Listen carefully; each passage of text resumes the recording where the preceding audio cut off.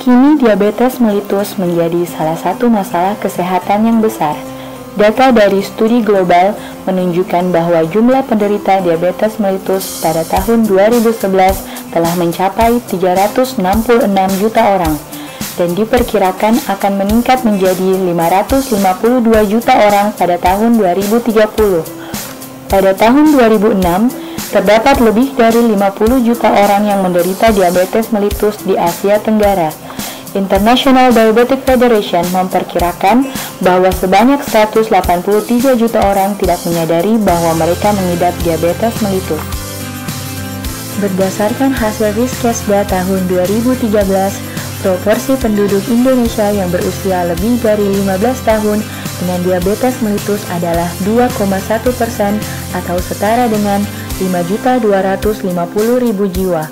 Prevalensi diabetes mellitus di Indonesia beranjak naik dari tahun ke tahun.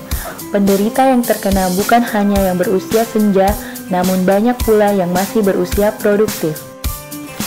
Lalu, bagaimana pengetahuan masyarakat tentang penyakit diabetes mellitus atau penyakit gula? Mari kita simak. Suatu penyakit yang biasa di masyarakat itu dikatakan sebagai penyakit gula. Diabetes sebenarnya saya tidak terlalu mengenal lebih dalam ya, tapi saya punya beberapa kasus di keluarga saya maupun teman-teman saya yang punya penyakit ini ya. Dan banyak yang berakhir dengan tragis ya, yang tidak menyenangkan. Diabetes atau penyakit gula itu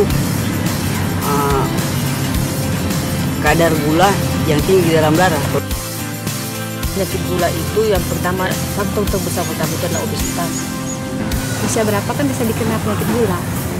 Karena pengaruhnya dari dirinya sendiri, dari pola makannya, mungkin kurang teratur, kurang jaga pola makannya dan kurang olahraga. Mungkin suka makan di urusan. Pokoknya yang kadar gulanya itu tinggi.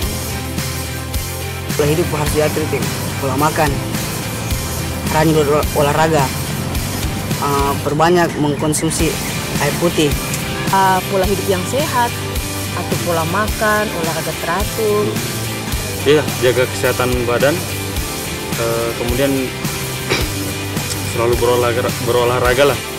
Menurut American Diabetic Association pada tahun 2010, diabetes mellitus merupakan suatu kelompok penyakit metabolik dengan karakteristik peningkatan kadar glukosa darah di atas normal atau hiperglikemia yang terjadi karena kelainan sekresi insulin, kerja insulin, atau kedua-duanya.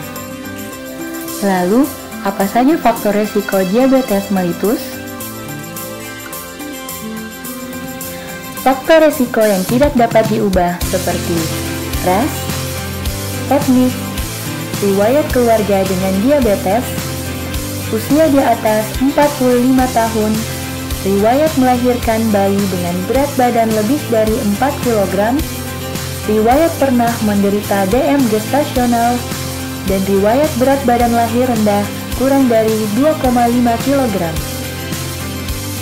Faktor risiko yang dapat diperbaiki seperti berat badan lebih, kurang aktivitas fisik, hipertensi, dislipidemia, dan diet tinggi gula rendah serat.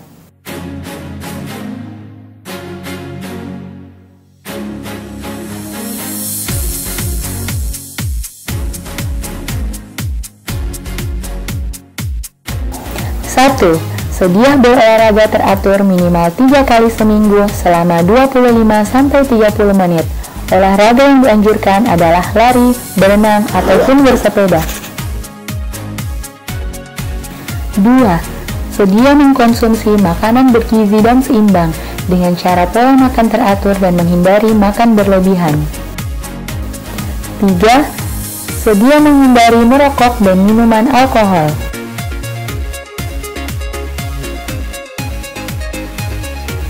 4.